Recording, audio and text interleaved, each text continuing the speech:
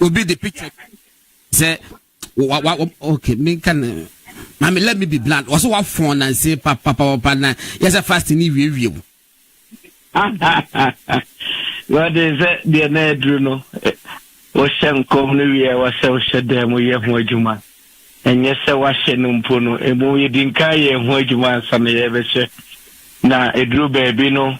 Now, God in way, name your number, and the number said it to Joe, and Fremum Crawford, I am Shishani at the a drew baby, and I say, Ukum, Namnakakra. Now, two who na ni make a far. Sebi Dr. Laji Bawumia no wotin tim no said ye be to said ye tie na tino ne ye no kreni o man hu ye be 3 days ne kra de obi hu me wa bonti a me hu awiada ye shede ma ye de o si bia nyame nkuni mama ye nyina ye what MB4 program say and na your listeners ye from external producers because of one the director na be brain no mo question ye me whole man na will be sending me picture be send about my send you pictures be factors ba me say slomo say we are quarter size be na that the view say Paul kusapia kan asem we wa say ye ba be to aba no a few days to elections no sa de ba be sin say wiem ye hu say pa na ye major signal say ba so ene da so no ntino obacho obi amra movement TV so aha ba ko nie ba ko obi so twa lukumase ba ko ensunie enura ye wo University of Ghana Legon MPP program I send a pictures we and go for send the brain no mo say twa video no e the brain say enura via and no hu say pictures ababa since wiem na a major signal said Dr. Bawumia e be we ni nyame adoma elections e be to no china no tipo kusapia warrior e ba cho we wona wo kan ye asechere se na enura na ban akonfirm na mabia ma wana yo me da wase wade am say me by interview o mo no na sabe no na me beka e bro be free mo na me free bro cheba me first interview am na mo ye na me say de be ye ni panyina be hu se nyame ayi kramuni ne se allo bi ba be to wi mo e te se nkramufo asenso de o mu be di o mo akiri wi na ete no beka 4 days 5 days am ya to abana be ba be to wi am obi ehu se de be ya obi a be hu se awrade ayi ne de na awrade ayi ne nipa na awrade ayi kramuni enti we ade a me kai no god nipa bebre me wie no mo doubt so for na we de better na fi se sometimes no kenkramufo no mu be di o mu bresa ana o ma chiri wi ana sad no we so di o ma chiri wi na twam kra ebro be 8-9 months nyame asemo makwa na god me nyame amesmo no sometimes obi hu me say me simple but god me kan okre o ma di o ma mu eyi o ma yi nyina no so mu peso mu hu me nipa ban ya o mu musa hemfo no ana o mu musa safu jamfiri mu kaya o mu besuro mi achen o ma di fo na o mu ji o mu di no god na ade we ya so ama wo bia hunu se nyame peso o be ya de fufuro bi no so obi obeti bia na so mbe ya ne treo Isaiah 45 verse 1 to 3 no radical Silas my anointed one na Silas ye gentile no nke yemfa ne nya hwiama na mamuni yeyi ne totwene ewo mu se Ghana ye Kristo man me kra de se me nyintum se ye Kristo so man because ye na ye esua ye ni abrabo ye gidifo na ye de ato ye ho so se ye asofo ye nsankeka ni ye niema bi a ye no de di pefe se enkramofo no kura sum nyame chen ye a ye se ye Kristofo no I tell you God na ba we I expose you asofo bebramo ye hu se some of them are doing business, some of them are doing politics, some of them are anti what Muslims. Now, about way about Godin, my can send the brave in a pombeka, some nesi, ya ballot to ya Mississippi, Yana man for Father Semi Bar Mekazaki. Can me answer, dear Memla Mekasam, God in never dear my no kukum, and I am ya can't me. Now, aya na this for no be so mako pages no mood ya te make assembly at ya na god o mo se asin love and na make assembly opa mama ekrom ni a o bole o contest ewo bole NDC parliamentary candidate any mama danfo a wo bole a friend Jolobuan Paul ni Emmanuel Paul Emmanuel Jolobuan any offensive South NDC parliamentary candidate emeka se asen no fa ba no o ma mebunko toje o mu officer. Now after election way, maybe the video no, I decided say because of a footwear of Victor Mondimami, menkasa, umuke bibi atake mi amenka. But after election way, senanado ko edifo bi wonu mu be yi no TV so a, maybe the video no wa bontia megu mani ma se na ma kire kwan ya me kire omu so omu fa so enwi ni ase no fa. Warrior, me pacho enti ade na sinse wiem na se kire sei. Gordon adeɛ na ɛsinse wiem na ase kyerɛ sɛ enkunimdi a nyame adi ama MPP na Awurade Nyankopɔn ma ahyɛnso bi tu ewiem ɛbra yɛwu Kristo ɛno na ma nyansafo miɛnsa hwɛ so a de kohu baabi a Kristo wɔ na saa ahyɛnso wei a ato wiem no gyina hɔnom ma enkunimdi nyame adi ama nkramofoɔ na nyame mpaebɔ a watie ama nkramofoɔ na Awurade Nyankopɔn animonyam sha wahyɛ Dr. Alhaji Bawumia sɛ ɔno na nyame ayi no na I wanted to prove nkrɔfoɔ say ebesi na bɛma nipa hu sɛ nyame nye nipa no ayi mu na nyame nyi nipa mu totwene na nyame reject kramoni bia na kramoni nso yɛ nipa enti saa de we ya beto ho no wo de God nyame ya adoma etacha na ebeto aba no enu kwasia da awia na parliamentary seats na edin kan da bia ma obi ehu even kura bia kwasia da ahomache na obi ehu said the MPP awini more majority seats ewo manim na no no obi behu se God let me break this on your radio obi ba ya press conference and I do want something AM ahomache kwasia da no se wawini oboa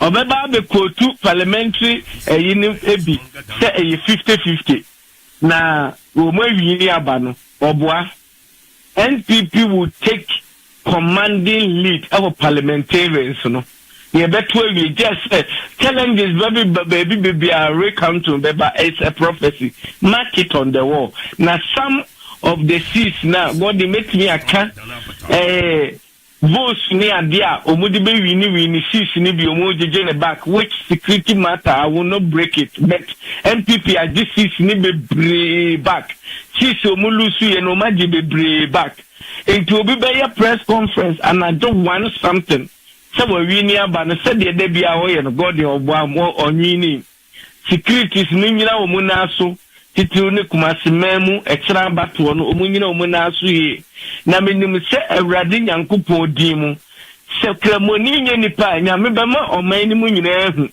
se nye nyame ne bo Israel edefa Abraham eni pedua mu nyame bema nipa nyina ehu se nye nyame ne bo Hagar edefa Sebi eba asasi so nyame bema nipa nyina ehu na yehu omu a Sebi godin omu ye nyaatun na sebi ya shebo akese ebema bi ma yi minister ede dia sofo de betuzu ministers o godin menam ka kire open so asema mekan omumla me challenge na warrior jai tobo warrior da bi tobo na se ya me ya do se Dr. Bawumia wini a so me position wo be ka bia ma me ana nti obi kwaji minister mu bi a yehwe me dia say am promise me se me adwuma me yi menya memfa I say he said who say abrofo etima me musa abrofo are you insinuating say ebi mo so age and say what abrofo so you understand the meaning of insinuating are you insinuating God I'm not insinuating but I'm speaking the fact and everything that I'm saying this afternoon is a fact and they know it I can't stand on national television and lie to the public, which I'm not going to do that. No, that's not me. Yeah, me and I made a profubusa or a fachemi, Mr. Why? No,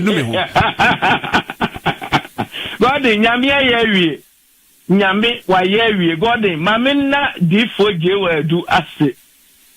God, Papa, na ye, Juma ye, Mamina. Na, so for penny be a cofa flyer be.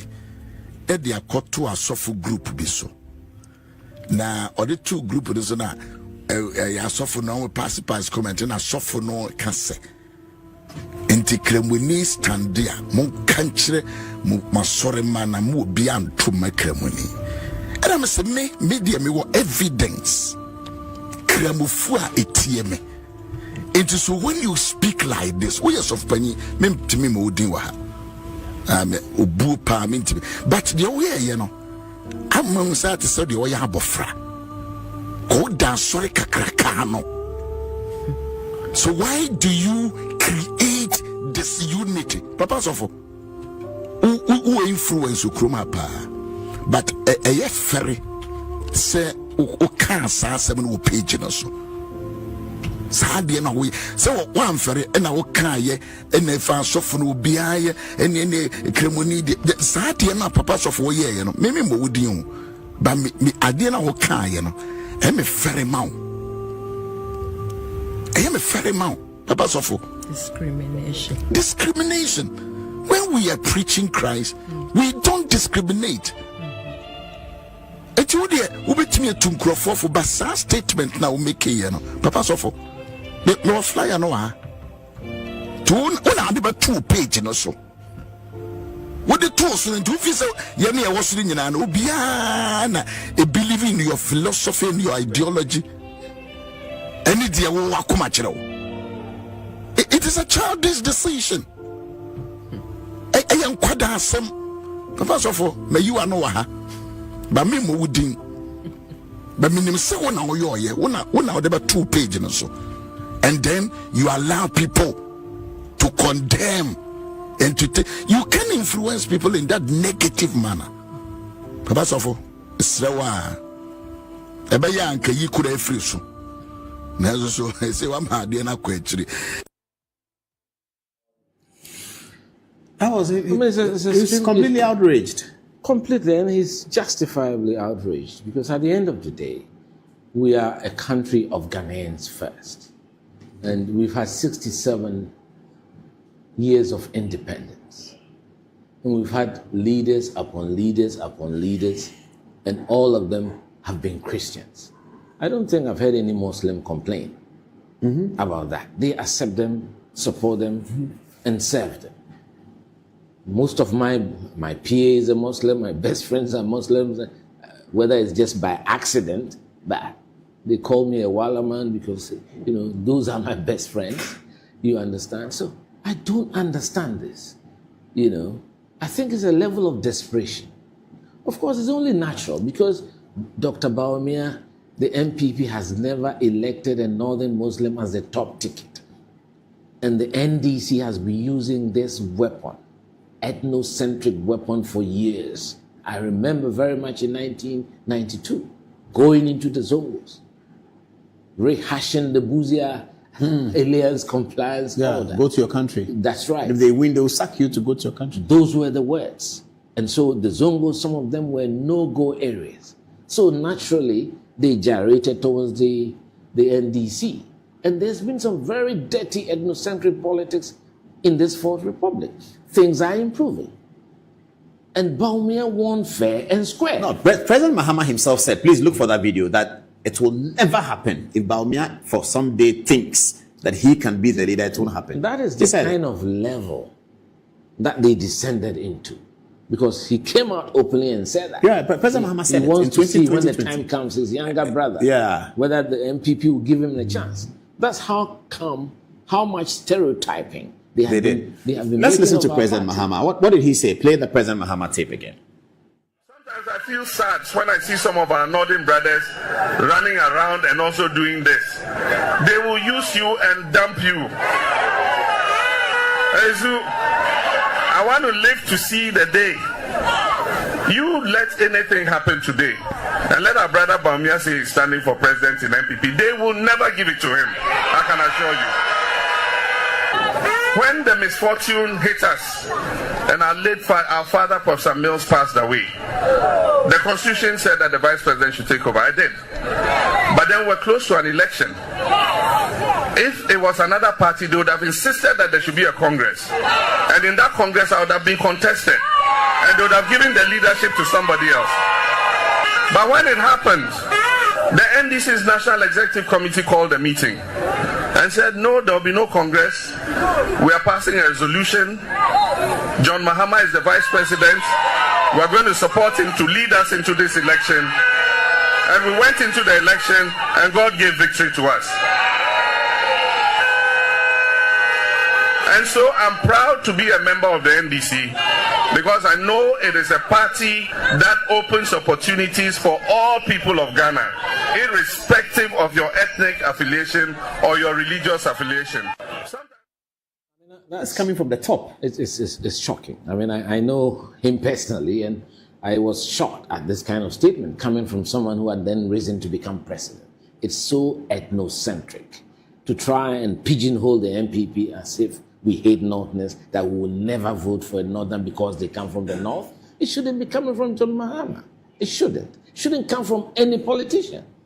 You know, I think that politics based on ethnicity is not a good thing, you know. And I mean, but the egg is on his face now. It's been since November last year. Yes, on his face now. And I'm happy you've played this for the Ghanaians to know, because he's the one who said the Ghanaians have short memories. Yes. Maybe people have forgotten that he said this. And at the end of the day, the party voted 61%, the highest for any first-timer. Dubois didn't get 61 at his first attempt. J. Kufuor didn't get 61 at his first attempt. Certainly not Akufo-Addo on his first attempt. Oh, I see. I never thought about that. So this was a historic victory. Oh, the first attempt. This is the largest vote for an individual coming to the contest for the first time. First attempt, yes. I see. So the party has shown 60%. 61%. And before that, almost 70% with the super delegates. 10 of us. Yes. 69+%. On the super delegates. On the super delegates. So the top of the party supported him almost totally. So it shows our party, we are a truly national party, and that we reward you whether you are an Ewe or you are an Nzima. It's because we've seen his appetite for work, we believe in what he stands for, and we believe in his capacity to lead, his clarity of thought, and his deep understanding of where the world is going, and the initiatives that he has led over the last 8 years. I said Nketia is changing the narrative. And Producer, please find me his tape. He says, he goes to Ashanti and tells them that Akufo-Addo doesn't want Ashantis to have the leadership of the party. So when he is going, instead of leaving it for Kwabene Japan, Adai Nimu, Alan Chemate, he gave it to Bawumia and Nodna. And Ashantis, you are sitting down. They've taken your party from this Johnson Nketia, the chairman of the NDC. Because, you see, he's continuing in the vein of John Mahama. Very tribal, ethnocentric statement. It shouldn't be coming from chairmen of parties or presidents of our country. No, you look at the history. I mean, go and tell them something. A.A. Munufi was their chairman. Yes. Isifu Ali, Alhaji Mama Idris, Obeda Sama, decent-minded people. So I don't understand the desperation that on the altar of political expediency, you can descend so low and publicly say such a thing.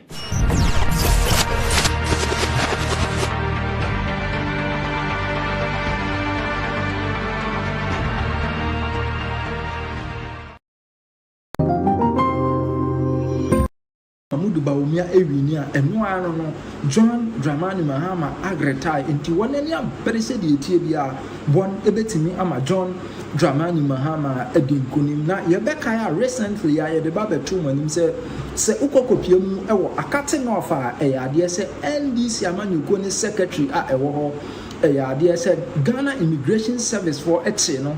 Ede no kokoma akate north approach for ni nyina say na papa ekuta ballot papers mako 23 ka okwa akwacheche no togu no matam print na won ede ababe gum nyame pa ochena na Ghana Immigration Service ensa etimi eka omo ameno kasa de papa no eda so ewo approach for akate na no ena MPP amani ko no etesa abone empese history kra ebe repeating no itself amino e ka say die Ministry of Interior etimi e de krata aba bonten amino e ka say die borders ahodo ai wo Ghana hai enumre ya to borders ni nyina mu obi entimi emfiri akire ema ena obi nso entimi emfiri mu empie because no ɛna na usually ɛyɛ NDC amanyɔkuo ne target kɛseɛ baako sɛ anya bia nkasa kora yɛbɛtumi ama togofoɔ no bi aba abɛkum na wɔn aba abɛto aba ama yɛ nanso me ne ɔkasa yi deɛ ɛto atwa na Ministry of Interior krataa no a ɔde ɛbaa no yɛnkom kakra ne yɛntie nsɛm a NDC amanyɔkuo no ɛka ɛde fa that decision wei ho. Also, for immediate release, Ministry of the Interior announces temporary closure of all land borders ahead of December 7th general election. Accra, Ghana, December 6, 2024. The Ministry of the Interior has ordered the temporary closure of all land borders as part of the measures to ensure the integrity of the December 7th general election. This temporary closure is with immediately effect and end at 6 p.m. on Sunday, 8 December 2024. The ministry urges all citizens and travelers to and from Ghana to operate with state security agencies enforcing this directive. Signed, Henry Kote, Minister for the Interior. Enti Mineo Kasedi, Henry Kote, the stamp of Bosso, says, so be betting every Ghana, etimi akwe neighboring countries. Now, I just say on the 8th of December, two baby are Sunday and San and I'll bet me every akon and no end this yaman you couldn't tell your mother or say, yeah, Nanka ye last stop ye plan ke siepa nanke guakwa mu nyina no after senka ye tie ye secretary or cutting off on ye sign for another measure so afei de ye wie ye aba tabi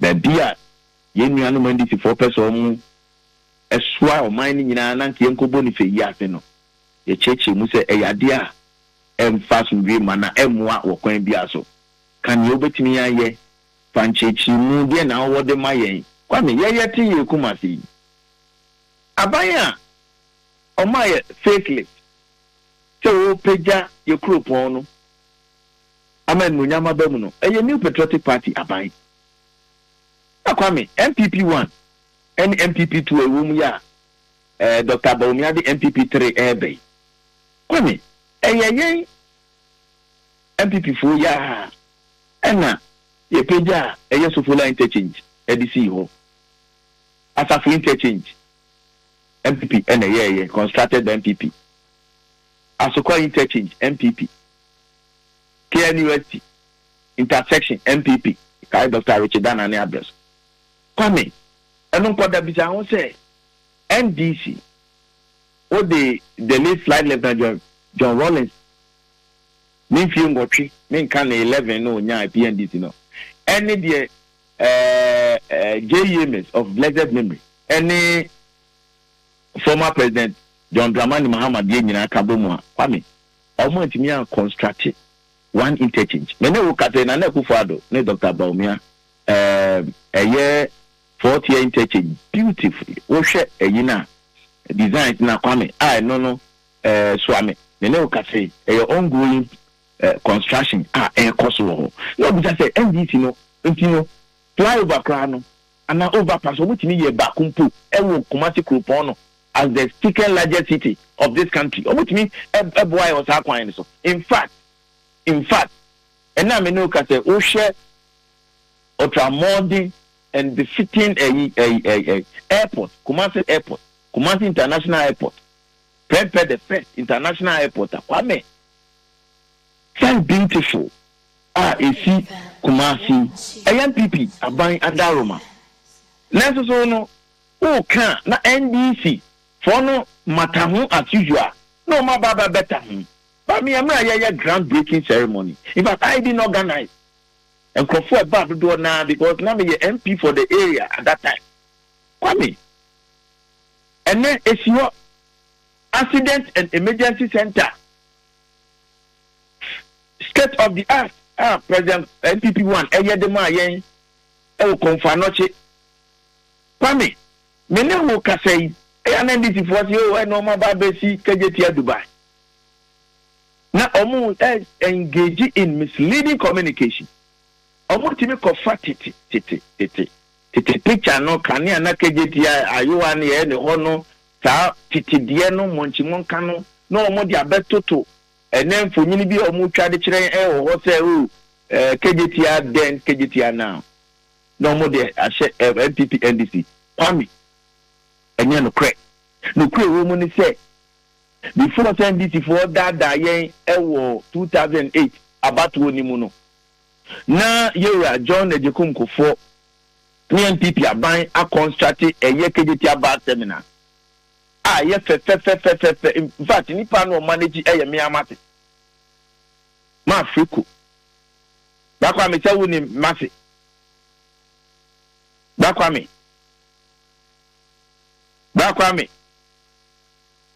hello Kwame Pacho mitio pa hello mitio mitio me so ni ma Frida oh ma Frida Friko yes me ame mame yes wow mame ma and manage bar terminal no yes to attend that eche kura kwafa manso kotu nsem bebre me say Kwame NDT for buy on bepamo Martin free hono Kwame it took World Bank director 2007 for Wolf came to Kumasi or say kwanya mame na faso manage terminal no is so beautiful enunti no ogina so kra amatika to World Bank emakeme tika etini eye market ya MPP aban na ye gusu modernizing no enye say bia anything KJT project o mti KJT redevelopment project that KJT market redevelopment ne chese na ye develop it but to redevelop no untimi me kan kire me say na eho ne ye popra said the NDT for e kan no and in fact conception of that idea we came from Enshia and not from NDC. It is a UGMC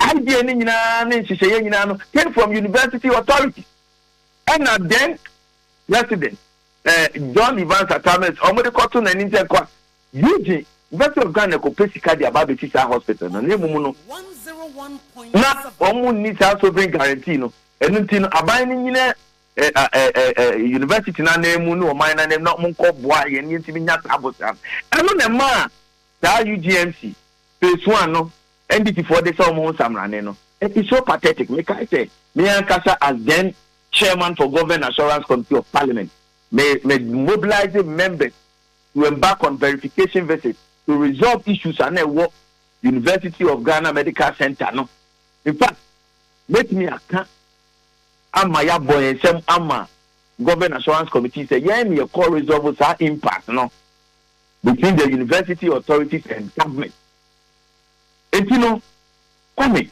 KJT phase 2 no na Kufuado ne Dr. Bawumia ye and a bigger than phase 1 no anti a dead pan and did for betimi agina so akasa o ma ye bia masantemaya na da bia o mo ba no mo edi atro no.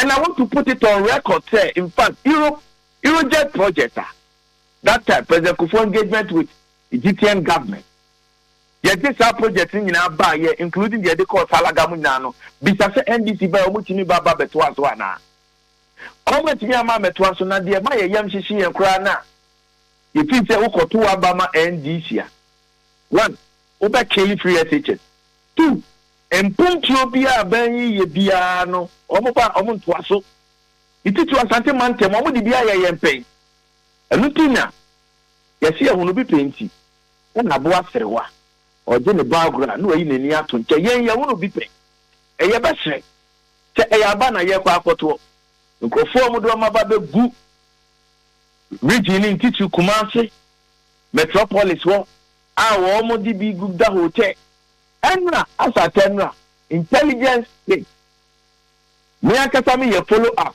and am ko so omodi nkofo bi abegu boban na nkofo ne de la Kwame o te o de obeti okromu ha o de obeti hwe ye beti na wa mo bi ababa be sei ye Kumasi abatu enti da o mo koto aba no